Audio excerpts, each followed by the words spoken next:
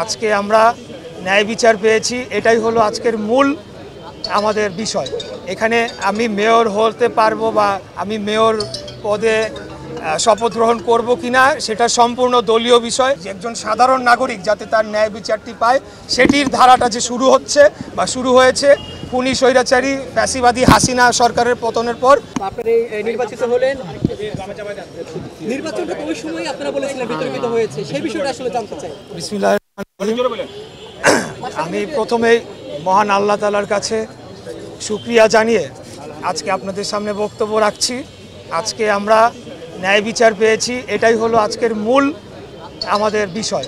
এখানে আমি মেয়র হতে পারবো বা আমি মেয়র পদে শপথ গ্রহণ করব কিনা সেটা সম্পূর্ণ দলীয় বিষয়। আমি বাংলাদেশ জাতীয়তাবাদী দলের হয়ে ধানের শীষের মার্কা নিয়ে 2020 সালের 1 ফেব্রুয়ারি ঢাকা দক্ষিণ সিটি কর্পোরেশনে অনুষ্ঠিত যে মেয়র পদে নির্বাচন করেছিলাম এবং পরবর্তীতে সারা বাংলাদেশের কাছে, জাতির কাছে দিন দুপুরে আপনারা দেখেছেন ডাকাতি হয়েছে।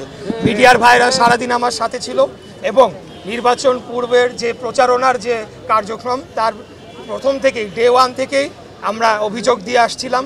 সেখানে বিভিন্নভাবে আমাদের প্রচারণাকে বাধাগ্রস্ত করা হয়েছে। আমাদের তখনকার বিএনপি সমর্থিত কাউন্সিলর প্রার্থীদেরকে বিনা মামলায় গ্রেফতার করে নিয়ে যাওয়া হয়েছে।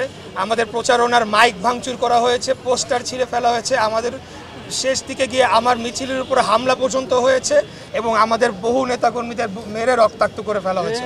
সর্বশেষ নির্বাচনের দিন আমি মিডিয়ার সমস্ত ভাইদেরকে নিয়ে বিভিন্ন কেন্দ্রে যাই। সকাল 9:30 পর্যন্ত তারা কেন্দ্রই খোলে নাই। 9:30 থেকে 1 ঘন্টা 1.5 ঘন্টার মতো কেন্দ্র কয়েকটা খোলা ছিল। তার পরবর্তীতে সমস্ত কেন্দ্র বন্ধ করে দেওয়া হয় এবং সেখানে ব্যাপক কারচুপির মাধ্যমে ভোট জালিয়াতি করে আমার যে ভোট হয়েছিল, আমি যে সংখ্যক ভোট পেয়েছিলাম সেটির থেকে বেশি ভোট দেখানোর জন্য দিনব্যাপী তারা কারচুপি করে। তো সেই বিষয়ে আমরা তখনই মামলা করেছিলাম সমস্ত নথিপত্র প্রমাণাদি দিয়ে, যেটি ইতিমধ্যে আমাদের আইনজীবী যারা রয়েছেন তারা আপনাদের কাছে ক্লিয়ার করেছেন।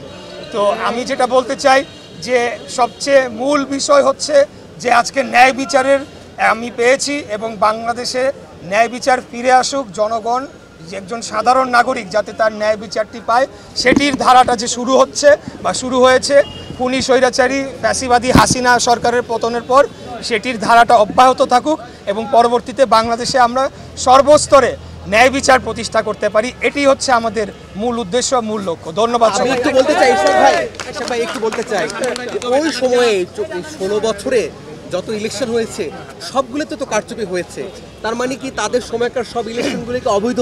আমি বলতে চাই যে আমি অন্য নির্বাচনের বিষয়ে মন্তব্য করব না। ঢাকা দক্ষিণ সিটি কর্পোরেশনে 2020 সালে যে নির্বাচন অনুষ্ঠিত হয়েছিল তার পরবর্তীকালে আমরা নির্বাচনী ট্রাইব্যুনালে দেশের বিদ্যমান আইন অনুযায়ী মামলা করেছি। সেই মামলায় আমরা আদালতে লড়েছি এবং দীর্ঘ আইনি প্রক্রিয়ায় এখানে অনেক জটিলতা তৈরি করে রাখা হয়েছিল। এটা আপনারা ভালো করেই জানেন যে খুনি হাসিনার ভাতিজা খুনি তাপস সে নিজে আদালতে হস্তক্ষেপ করে আমাদের এই মামলার প্রক্রিয়াটিকে বাধাগ্রস্ত করে বন্ধ করে রেখেছিল। পরবর্তীতে 5ই আগস্টের পর আমরা আইনি প্রক্রিয়া অনুসরণ করে আদালতে সমস্ত তথ্য সাক্ষী প্রমাণাদি দিয়ে এবং মামলা লড়ে আমরা জিতে এসেছি। অন্যান্য নির্বাচনের বিষয়ে সেটা আমার দেখার মন্তব্য করার বিষয় না।